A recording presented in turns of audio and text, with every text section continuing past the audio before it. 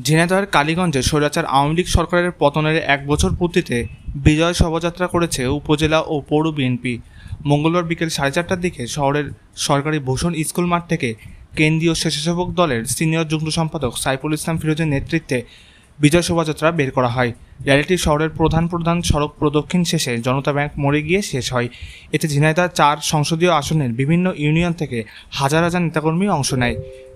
ফিরোজ ভাইয়ের নেতৃত্বে আজকে যে বিশাল বিজয় র্যালি কালীগঞ্জ উপজেলা সহ আমাদের নির্বাচনী এলাকার ১৫টি ইউনিয়ন এবং একটি পৌরসভার নেতৃত্বে হাজার হাজার মানুষ আজ কালীগঞ্জ শহরে সমবেত হয়েছে।